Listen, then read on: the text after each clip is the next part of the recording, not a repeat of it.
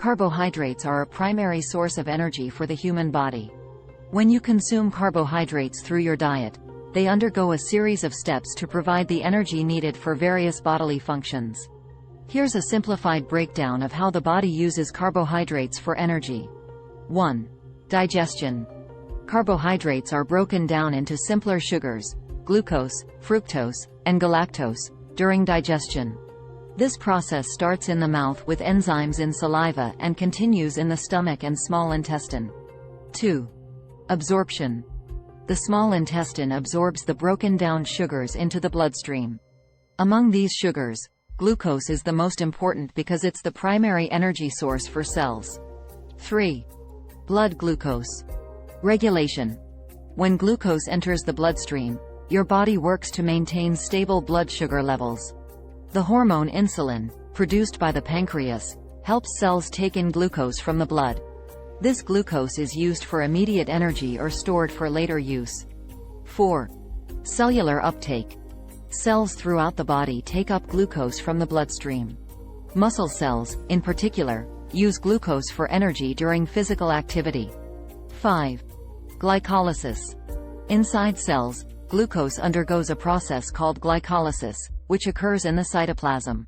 During glycolysis, glucose is broken down into pyruvate, producing a small amount of ATP, adenosine triphosphate, which is a molecule that carries and releases energy.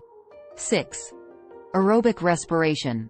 If oxygen is available, aerobic conditions, pyruvate enters the mitochondria, the cell's energy powerhouse. There, it undergoes further breakdown through the citric acid cycle, also known as the Krebs cycle, and the electron transport chain. These processes generate significantly more ATP compared to glycolysis alone. 7. ATP production. The electron transport chain generates a large amount of ATP. ATP is used by cells as a direct source of energy for various activities, such as muscle contraction, protein synthesis, and maintaining cell membrane potential. 8. Anaerobic respiration. If there's not enough oxygen available, anaerobic conditions, such as during intense exercise, pyruvate is converted into lactate, lactic acid, in the muscles.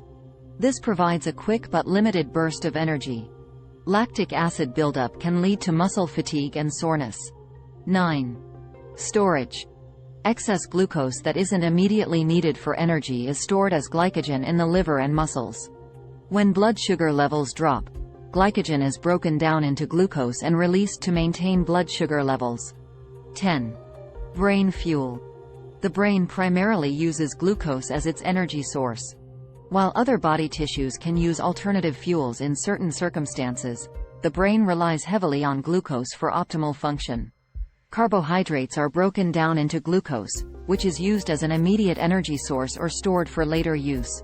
The body can generate ATP through glycolysis and aerobic respiration, providing the energy necessary for various bodily functions, including physical activity and brain function.